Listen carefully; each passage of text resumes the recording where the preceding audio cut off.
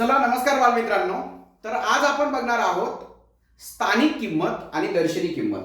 तर इयत्ता 4थी स्कॉलरशिपचा हा तिसरा घटक आहे. याच्यावर एक प्रश्न येणार आहे तुम्हाला, स्थानिक किंमत आणि दर्शनी किंमत. स्थानिक किंमत. आता स्थानिक किंमत म्हणजे काय? इंग्रजीमध्ये याला प्लेस व्हॅल्यू असं म्हणतात. काय म्हणतात? Place value. आणि दर्शनी किंमत म्हणजे यालाच म्हटलं जातं स्थानिक किंमत आणि दर्शनी किंमत याला म्हटलं जातं फेस व्हॅल्यू. Face value. स्थानिक किंमत आणि दर्शनी किंमत. तुम्हाला सोपं उदाहरण सांगतो बघा. राहुल गांधी म्हणजे गांधी कुटुंबामध्ये कोणीतरी एक मुलगा जन्माला आला आणि झोपडपट्टीमध्ये कोणीतरी एक मुलगा जन्माला आला. तोही मुलगा आहे, हाही मुलगा आहे. फरक काय? दोघं दिसायला सारखे आहेत, पण त्याचे स्थान, तो जो गांधी कुटुंबातला जो मुलगा आहे तो काय असेल? करोडपतीच्या घरात मुलगा जन्माला आला, तर झोपडपट्टीच्या घरात मुलगा जन्माला आला. म्हणजे त्या मुलाला जास्त सुविधा, या मुलाला काहीच सुविधा नाही. म्हणजे अशा पद्धतीचं ते स्थानानुसार, म्हणजे दिसायला जरी सारखे असेल तसं हे दर्शनी किंमत दिसायला सारख्या दिसतात, पण स्थानानुसार त्याची किंमत बदलते. स्थानानुसार काय? त्याची किंमत. झोपडपट्टीतला मुलगा समजा एखाद्याने समजा हे ठरवलं किडनॅप करायचं. किडनॅप करून त्याला काही रुपये भेटणार नाही, पण तेच गांधी कुटुंबातलं गेलं तर त्याला करोडो रुपये भेटतील. म्हणजे सांगण्याचं तात्पर्य असं की समजा मी आता हा 5 इथं लिहिला, हा 5 इथं लिहिला आणि इथं मध्ये लिहिला 4 3 2. हा एकक घरात आहे. एकक म्हणजे वन्स. याला सुटे देखील म्हणतात. एककला काय म्हणतात? सुटे देखील म्हणतात. हा दशक, हा शतक, हा हजार आणि हा 10,000. म्हणजे याची किंमत आहे 5,10,000 म्हणजे 50,000 आणि याची किंमत आहे फक्त 5. याची किंमत फक्त काय? 5. पण दिसायला हा बी 5 आहे ना हा बी 5 आहे. म्हणजे दर्शनी किंमत दोघांची 5. दर्शनी म्हणजे दिसायला याची किंमत 5, याची किंमत 5. पण स्थानिक किंमत म्हणजे काय? हा एकक घरात आला म्हणजे याची किंमत आली 5. हा दशक घरात आला म्हणजे 10च्या 2 नोटा म्हणजे 2 गुणिले 10 म्हणजे त्याची किंमत आली 20. याची किंमत किती आली? 20. हा शतक म्हणजे 100च्या घरात जन्माला आला म्हणजे याचे 3 गुणिले 100 याची किंमत आली 300. किती आली? 300. याची 4 गुणिले 1000 मग याची किंमत आली 4000. किती आली? 4000. आणि याची 5 गुणिले 10,000 म्हणजे याची किंमत आली 50,000. किती आली? 50,000. ओके. एकक याची किंमत 5, याची किंमत 10, दशकची 20, याची 300, याची 4000, याची 50,000. याला म्हणतात काय? म्हणतात स्थानिक किंमत. काय म्हणतात? स्थानिक किंमत. तो कोणत्या स्थानावर आला? 5. हा 10,000 स्थानावर आला, 5 50,000. तुम्हाला स्थानिक किंमत आणि दर्शनी किंमत दिलेली असते किंवा याची स्थानिक किंमत काय? 5ची किती? 50,000. 4ची किती? 4,000. 3ची किती? 300. 2ची किती? 20. 5ची किती? 5च. 5ची किती? 5. मग तुम्हाला आता समजा 4ची स्थानिक किंमत विचारली अचानक. समजा याच्यामध्ये असं हे काही केलं नाही समजा आपण, आणि डायरेक्ट तुम्हाला 4ची स्थानिक किंमत विचारली. कोणाची स्थानिक किंमत विचारली? 4ची स्थानिक किंमत विचारली. बघा, डायरेक्ट 4ची स्थानिक किंमत विचारली तर काय करायचं? सोपी आयडिया सांगतो तुम्हाला. 4च्या पुढे 1 2 3 अंक आहेत ना, डायरेक्ट 1 2 3 म्हणजे डायरेक्ट 4,000 म्हणायचं. काय म्हणायचं? याची किंमत 4,000 असेल. तुम्हाला किती अंकी संख्या आहे? 5 अंकी. मग 5 अंकांपर्यंतचं काय विचारलं? स्थानिक किंमत विचारली जाईल. तुम्हाला याच्यामध्ये अजून एक प्रश्न असतो बघा, सोपा प्रश्न असतो. याच्यामध्ये 4 व 2 च्या स्थानिक किमतींची बेरीज किती? 4 व 2 च्या स्थानिक किमतींची बेरीज. स्थानिक किमतींची बेरीज. काय प्रश्न विचारला? 4च्या आणि 2च्या स्थानिक किमतींची बेरीज. स्थानिक म्हणजे काय? याची बेरीज. याची किती किंमत आहे? 20. याच्या स्थानाची किंमत किती आहे? 4,000. म्हणजे उत्तर काय आलं? 4,020. काय उत्तर आलं? 4,020. हे 4,000 अधिक 20 असं करा तुम्ही. 4,000 अधिक 20. 4,000 अधिक 20 बरोबर आलं 4,020. स्थानिक किमतींची बेरीज. पण तुम्हाला अजून याच्यापेक्षाही सोपं सांगतो. याच्यापेक्षा बेरीज न करता सांगतो. काय करायचं? 4ची आणि 2ची स्थानिक किंमत विचारली ना, बाकी अंक शून्य करून टाकायची. फक्त 4 आणि 2 ठेवायचं, बाकी अंक शून्य करून टाकायचे बघा. म्हणजे काय 4020. काय उत्तर आलं 4020. 4020. ज्या 2 अंकांची स्थानिक किंवा ज्या 3 अंकांची स्थानिक किमतीची बेरीज विचारली, फक्त ते 3 अंक ठेवायचे, बाकी सगळे शून्य करून टाकायचे. बाकी सगळे काय सांगितले शून्य करून टाकायचे. एक उदाहरण देतो मी तुम्हाला बघा. एक उदाहरण देतो बघा. इथे एक संख्या दिली मी बघा 5 4 3 2 1 आणि तुम्हाला विचारलं 5 3 1 च्या स्थानिक किमतीची 5 व 3 व 1 यांच्या स्थानिक किमतींची बेरीज किती. 5 3 5 3 आणि 1 यांच्या स्थानिक किमतींची बेरीज किती. स्थानिक किमतींची बेरीज म्हटलं ना मग तो 5 3 1 जसा तसा ठेवायचा. ही शॉर्ट ट्रिक्स आहे. हा काय करायचा हा 0 करून टाकायचा. 5 जसा तसा ठेवायचा हा 0 करा. 3 जसा तसा ठेवा हा 2 0 करून टाका. 1 विचारलं मग 1 म्हणजे काय उत्तर 5 0 3 0 1. एका सेकंदात उत्तर काढायचं असेल तर असं उत्तर काढायचं. एका सेकंदात उत्तर काढायचं. बाकीचे अंक शून्य करून टाकायचे. झाली स्थानिक किमतींची बेरीज. एकदम सोपी आहे स्थानिक किमतीची बेरीज. पण तुम्हाला काही वेळा असं विचारलं असतं. आता याच्यामध्ये बघा याच्यामध्ये 5 3 1 यांच्या दर्शनी किमतींची बेरीज. यांच्या काय दर्शनी किमतींची बेरीज. तुम्ही म्हणाल 5 3 आणि 1 यांच्या दर्शनी किंमत. दर्शनी म्हणजे दिसायला ही किती आहे 5 आहे. दिसायला ही किती आहे 3 आहे. दिसायला ही किती आहे 1 आहे.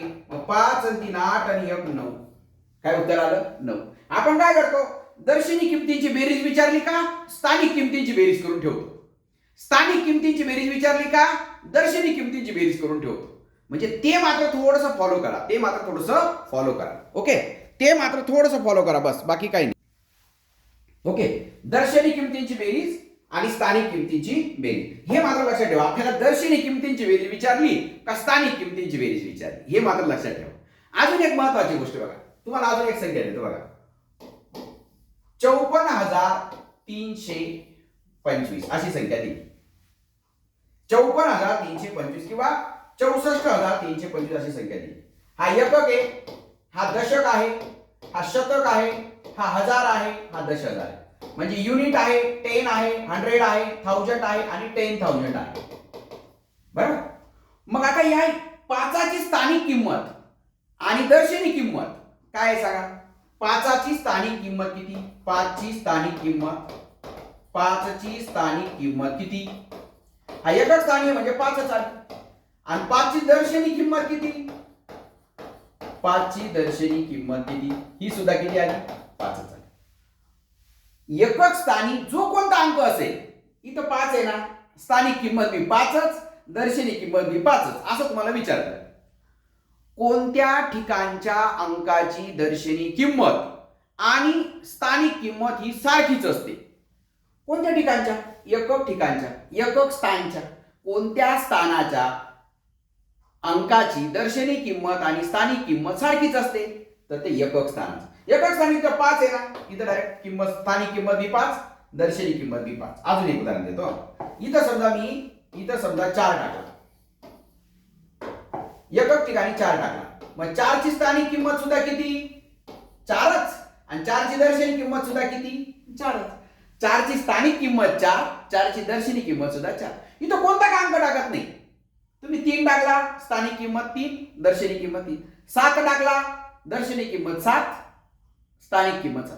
म्हणजे कोणत्या स्थानाच्या अंकाची दर्शनी किंमत आणि स्थानिक किंमत ही सारखी असते.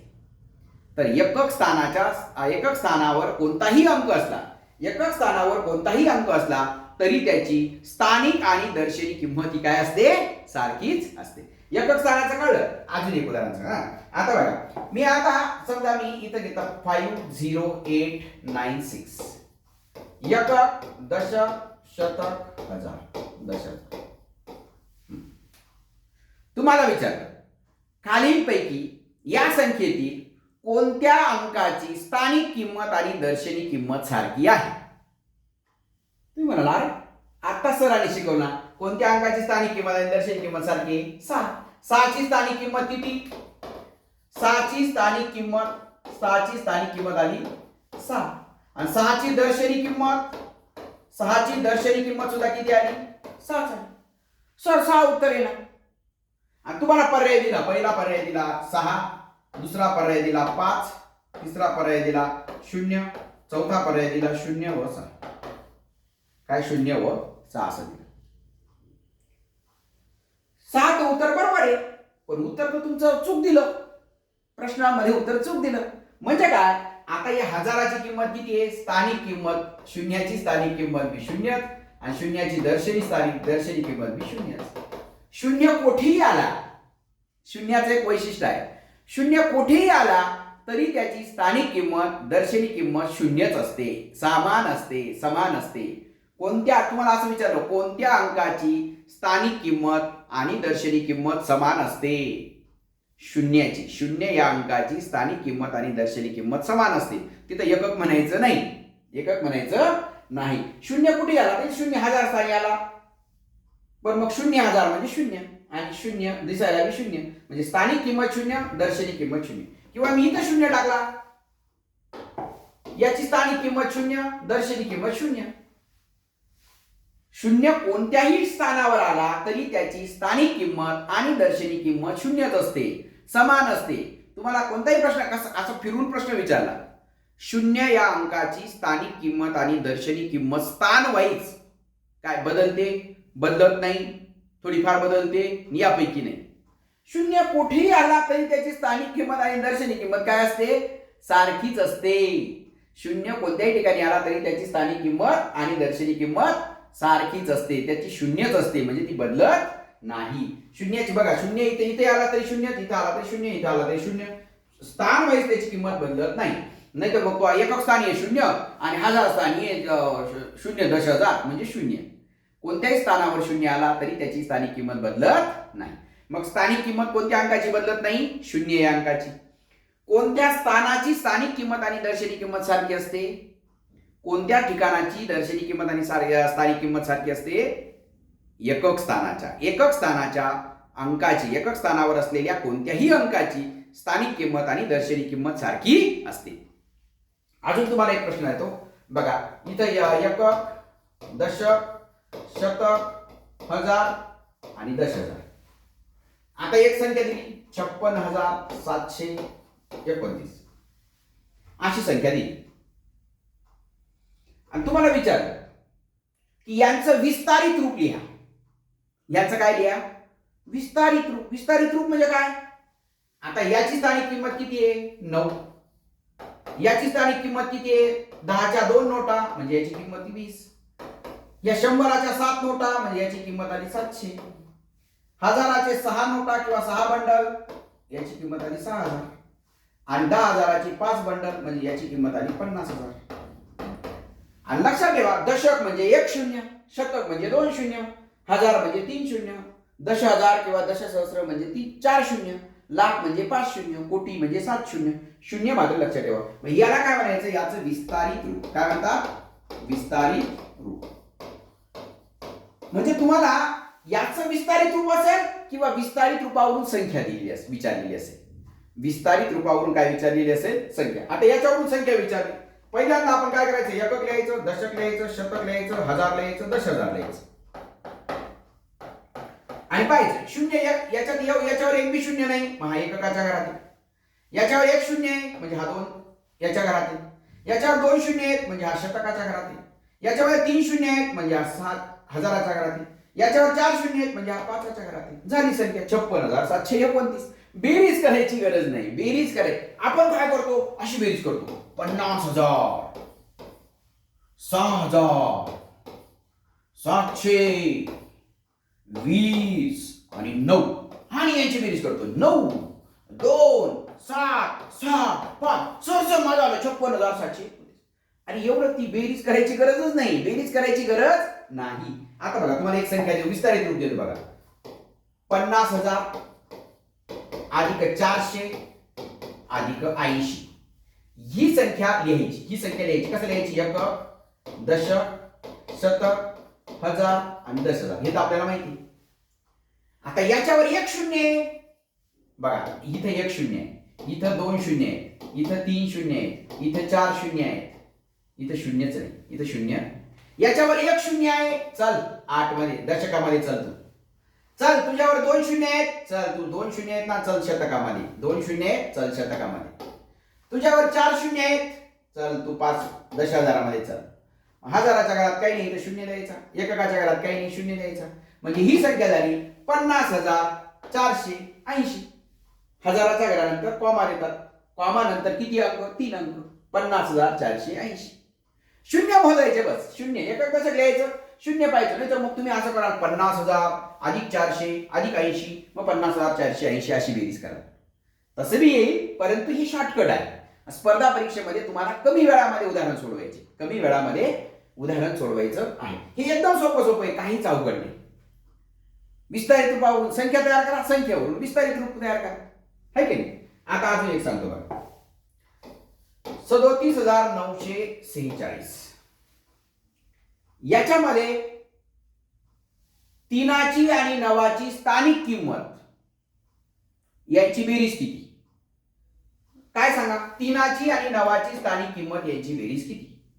फक्त 3 आणि 9 ठेवायचा, बाकी सगळे शून्य. 3 आणि 9 ठेवायचा, बाकी सगळे शून्य करून टाकायचे. झाले 30,900. स्थानिक किमतींची बेरीज. काय? स्थानिक किमतींची बेरीज. स्थानिक किमतींची बेरीज एकदम सोपं आहे. ते अंक घ्यायचे, डायरेक्ट तेवढे अंक ठेवायचे, बाकी अंकांच्या ठिकाणी शून्य ठेवायचे. स्थानिक किमतींची बेरीज. तुम्हाला स्थानिक किमतींची वजाबाकी विचारली, स्थानिक किमतींची वजाबाकी विचारली, मग याची स्थानिक किंमत आहे 30,000 आणि याची स्थानिक किंमत आहे 900, आणि मग 30,000 वजा 900 इथं मात्र वजाबाकी करावी लागेल. म्हणजे 0शी 0, 0शी 0, मग इथं 3चा 2 केला, इथं 9 केला, इथं 10 केला, 10 9 केला 1, 9शी 9 म्हणजे 29,100. 29,100 काय आला? फरक आला. स्थानिक किमतींमधील फरक, स्थानिक किमतींमधील फरक. फरक काढताना वजाबाकी करावं लागेल. बेरीज आणि स्थानिक किमतीची बेरीज करताना ती अंक ठेवायची. खूप वेळा प्रश्न विचारला जातो, पटकन एका सेकंदात उत्तर काढायचं. अजून एक उदाहरण देतोय बघा, 50,000 4 अधिक 40 असं विचार. काय करायचं? एकक, दशक, शतक, हजार, 10,000. एकक म्हणजे शून्य नाही, दशक म्हणजे 1 शून्य, शतक म्हणजे 2 शून्य, हजार म्हणजे 3 शून्य, 10,000 म्हणजे 4 शून्य. याच्यावर 4 शून्य भाऊ, तू चाल 10,000मध्ये. तू 4, तुझ्यावर शून्यच नाही, तू चाल एककामध्ये. तुझ्यावर 1 शून्य, चल तू 4 दशकामध्ये. तुम्हाला काही नाही, तुम्हाला शून्य देतो, तुम्हालाही वाढून देतो 0 0. संख्या काय आली? 50,044. काय झाली? 50,044. हेच उदाहरण थोडस वेगळ्या पद्धतीने कसं दिलं जातं? असं दिलं जातं बघा, असं 5 दशसहस्र 300 4 एकक 7 सहस्र 7 सहस्र. हे उलट सोपं आहे ना, असं सोडवलं उलट सोपं आहे. याला फक्त एकक दशक करायचं. एकक, दशक, शतक, हजार, 10,000. हे एकदम सोपं आहे. 5 10,000 आहे, चल भाऊ तू 10,000च्या घरात. तू 3 शतक आहे, चल भाऊ तू शतकाच्या घरात. तू 4 एकक आहे, चल भाऊ तू एककाच्या घरात. 7 सहस्र आहे, सहस्र म्हणजे 1000, चल भाऊ तू हजाराच्या घरात. दशक काहीच नाही, तुला शून्य देतो भाऊ, तुलाही नाराज करत नाही. 57,304, 57,304. एकतर असं विचारलं जाईल, याच्यावरून संख्या तयार करा, संख्येवरून विस्तारित रूप तयार करा, संख्येवरून विस्तारित रूप तयार करा. अशा पद्धतीचा प्रश्न तुम्हाला याच्यामध्ये विचारला जातो. अजून एक प्रश्न पाहा बघा, आवडीचा प्रश्न, परीक्षकांच्या आवडीचा प्रश्न. ये बघा, आता मी समजा इथे 79 दिला. काय दिला? 79. थोडं लक्ष द्या बरं, काळजीपूर्वक. 79 दिला मी याच्यामध्ये. याच्या अंकांची आदला बदल करा. याच्या बघा, हा एकक आहे, हा दशक आहे. अंकांची आदला बदल करा. काय उत्तर आलं?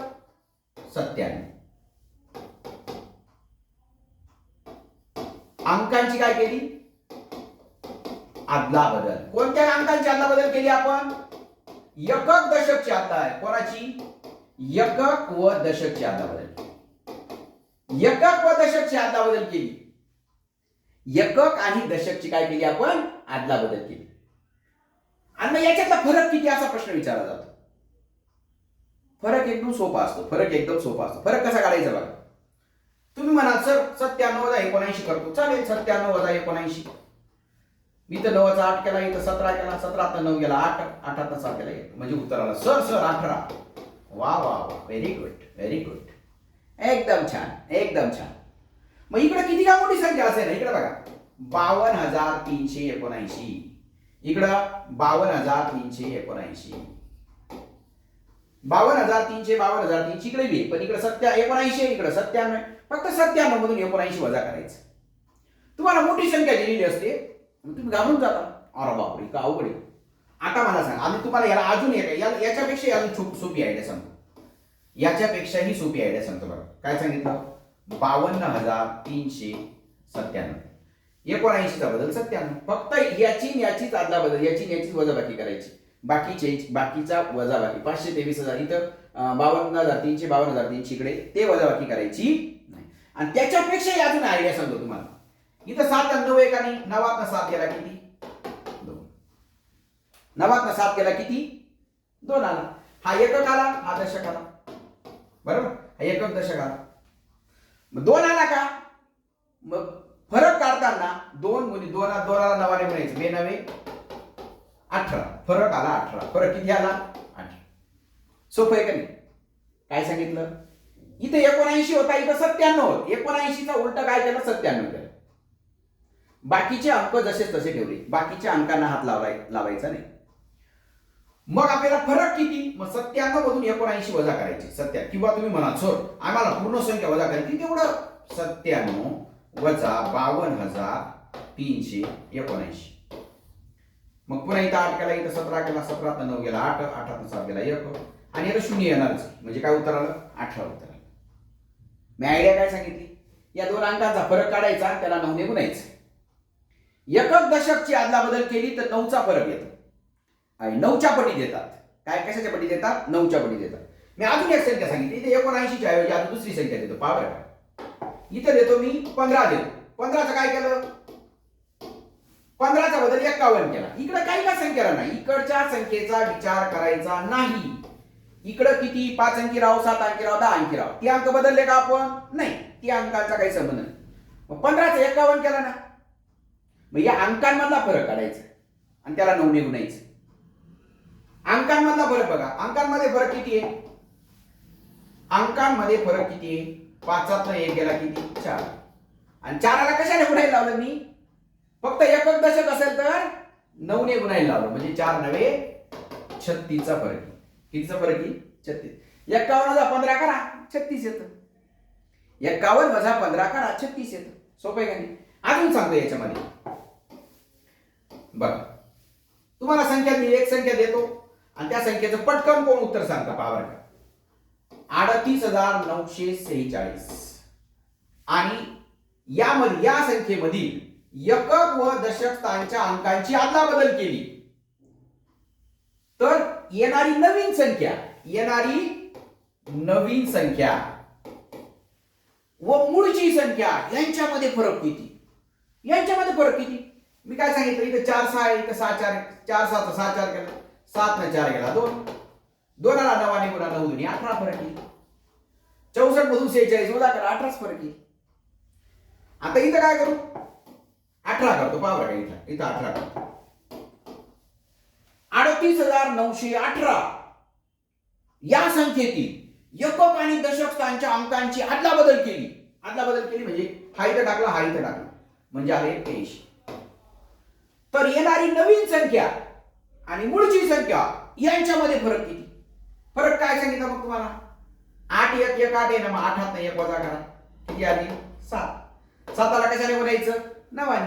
7 9 63. याची वजाबाकी करा 63 येईल. किंवा 81 वजा 18 करा, 81 वजा 18 करा. इथं 7 इथं 11, 11 8 गेला किती? 3. 7 8 गेला 7. आला का 63चा फरक? किती फरक आला? म्हणजे एकक दशकची आदला बदल केली तर बघा एकक दशक अंक बदला. एकक दशक अंकांची आदला बदल केली. तर 9 ने गुणावे. अंकांच्या फरकाला बघा इथे काय, अंकांच्या फरकाला कशाने गुणायचं, 9 ने गुणा. अंकांचा फरक करा, 8 ने करा 7, 7 9 63.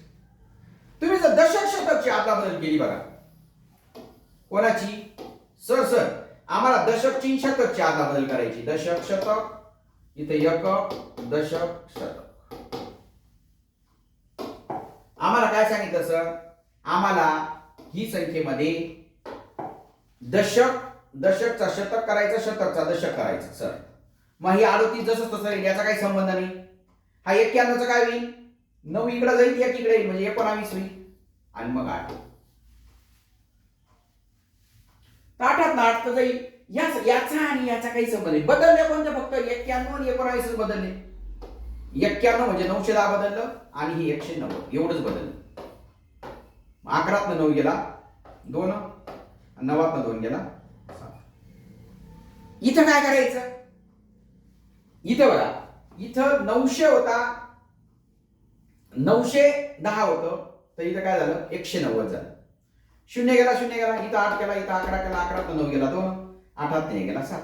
मग तुम्ही म्हणाल सर इथं कसं करा, आणि इथं सुद्धा तेच करायचं.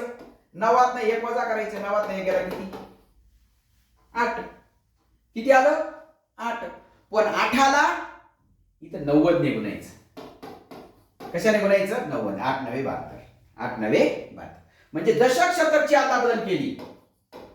दशकचा शतक केला, शतकचा दशक केला, तर अंकांच्या फरकाला 90 ने गुणायचं.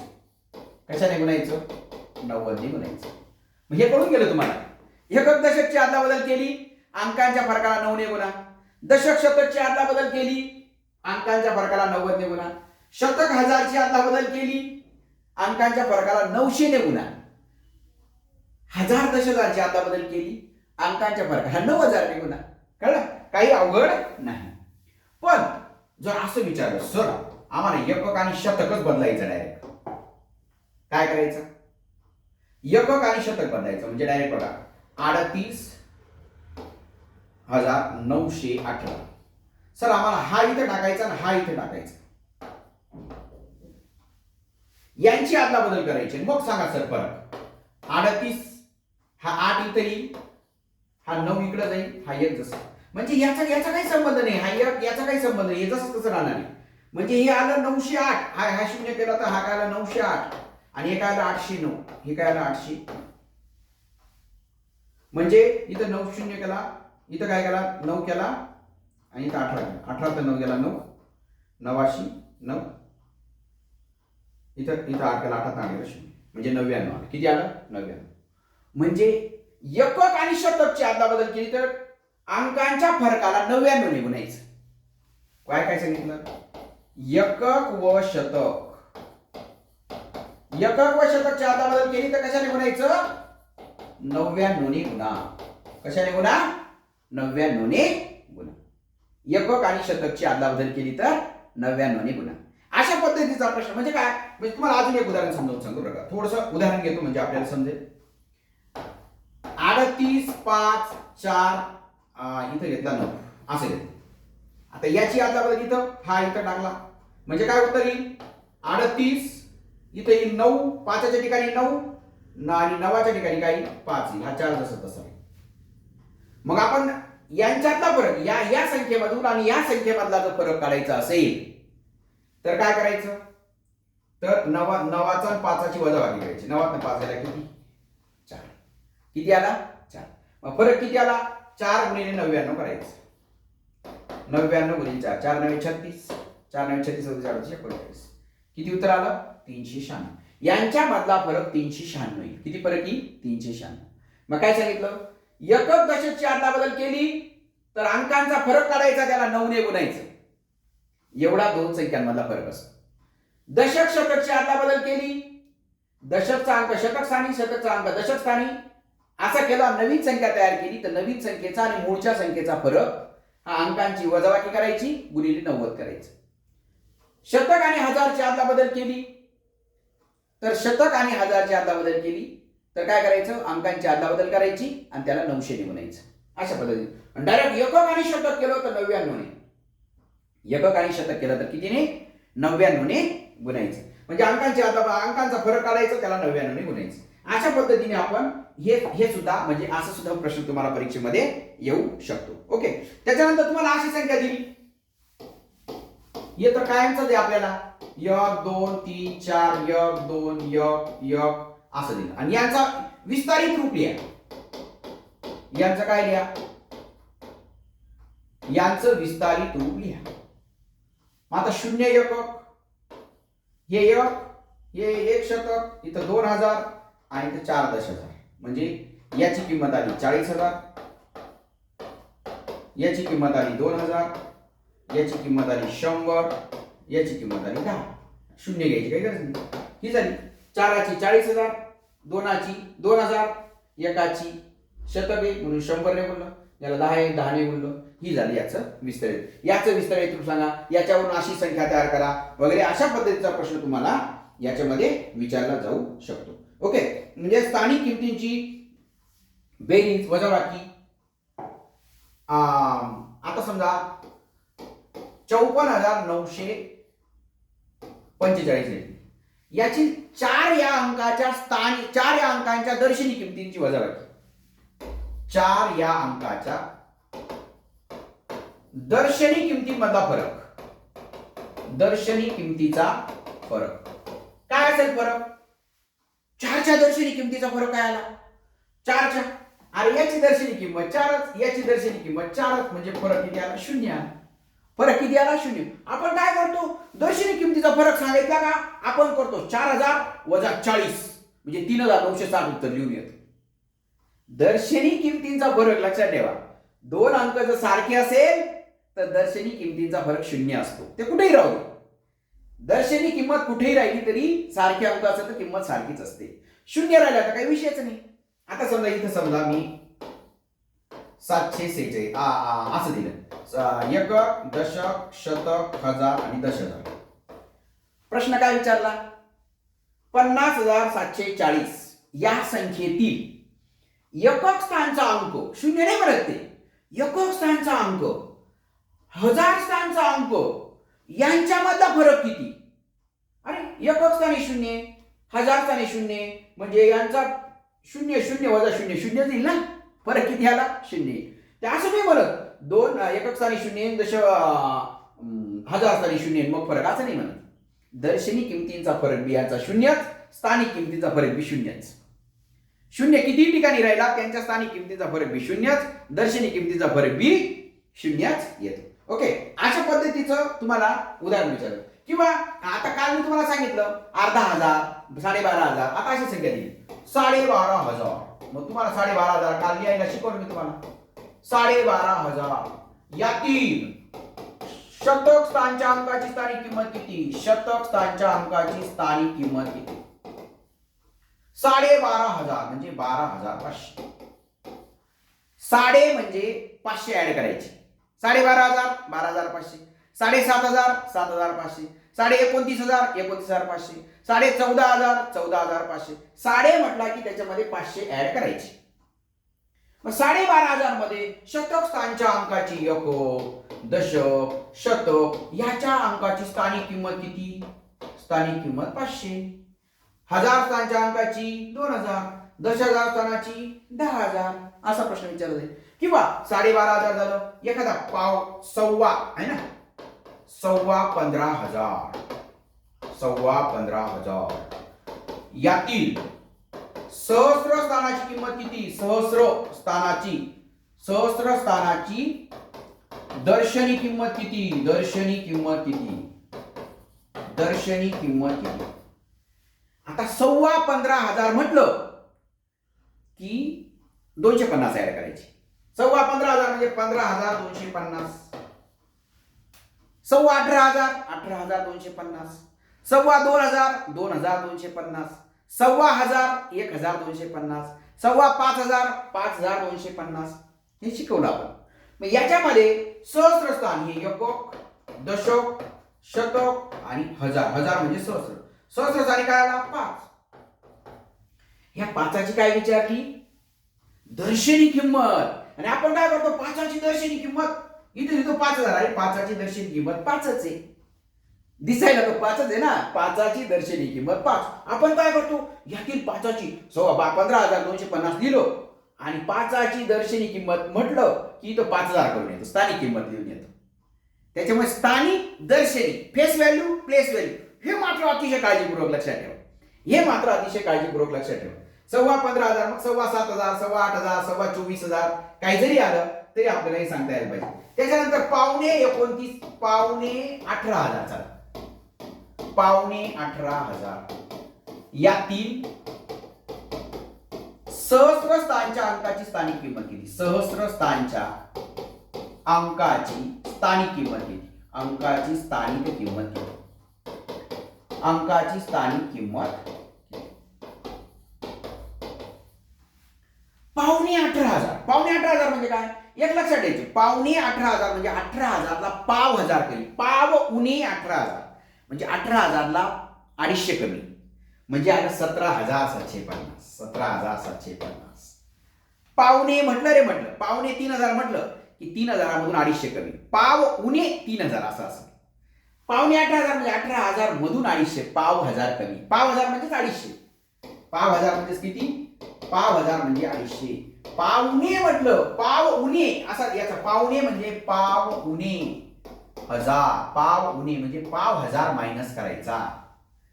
पावणे 18,000 17,750. पावणे 22,000 21,750. आपण काय करतो? पावणे 22,750 लिहून टाकतो म्हणजे ते जाते पावणे 23,000. पावणे 2,000 म्हटलं का आपण काय करतो? 2,750. आणि ती पावणे 3,000 झाली. पावणे 2,000 म्हणजे 1,750. 1,750 म्हणजे एकक, हे दशक, हे शतक, हे हजार, हे दशहजार. मग याच्यात काय म्हटलं? सहस्रस्थानच्या, सहस्र म्हणजे हजार स्थानच्या अंकाची स्थानिक किंमत. आता स्थानिक किंमत याची 7ची किंमत किती आहे? याच्यावर 1 2 3 पुढे 7,000. 7ची स्थानिक किंमत 7,000. दर्शनी विचारली तर 7. दर्शनी विचारली असेल तर काय येईल? 7 येईल. अशा पद्धतीने तुम्हाला स्थानिक किंमत, दर्शनी किंमत हे प्रश्न तुम्हाला विचारले जातात. विस्तारित रूप याच्यामध्ये विचारले जातं. एकक, दशक स्थानच्या अंकांची अदलाबदल केली, अंकांचा फरक करायचा, गुणिले 9 करायचं. दशक, शतक स्थानच्या अंकांची अदलाबदल केली तर अंकांची वजाबाकी करायची, त्याला 90 ने गुणा. शतक आणि हजारची अदलाबदल केली तर अंकांची वजाबाकी करायची, गुणिले 900 करा. एकक आणि शतकची अदलाबदल केली तर अंकांची वजाबाकी करून त्याला 99 ने गुणा. कशाने गुणा? 99 ने गुणा. मग अशा पद्धतीने हे तुम्हाला विचारलं जातं. किंवा तुम्हाला असं एखादा याच्यात कोणाची स्थानिक किंमत जास्त? 49,432.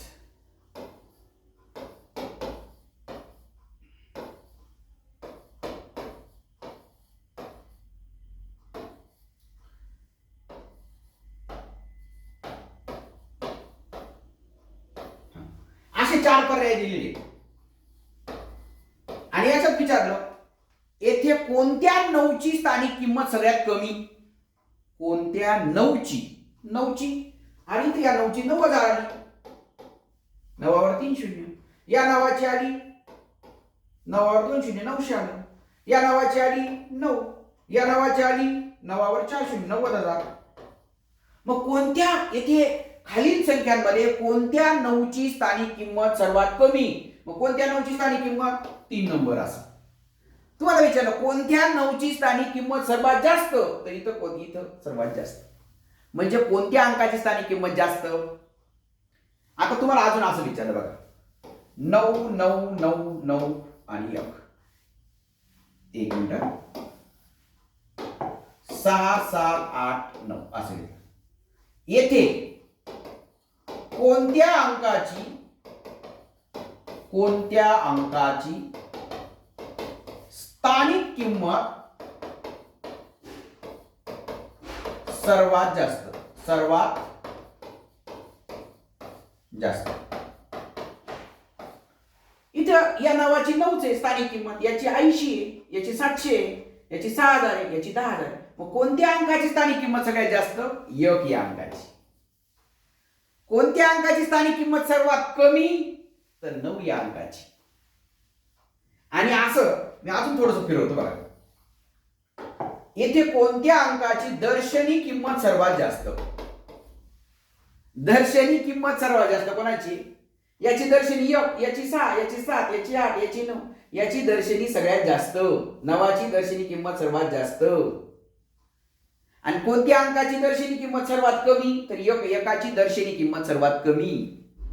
मग कोणाची दर्शनी किंमत जास्त, कोणाची दर्शनी किंमत कमी, कोणाची स्थानिक किंमत जास्त, कोणाची स्थानिक किंमत कमी, अशा पद्धतीचा प्रश्न येतो. अशा पद्धतीचा प्रश्न तुम्हाला विचारला जातो. बाकी काही एवढं अवघड नाही. दर्शनी किंमत 0 कुठेही आला तरी त्याची स्थानिक किंमत आणि दर्शनी किंमत सारखीच असते.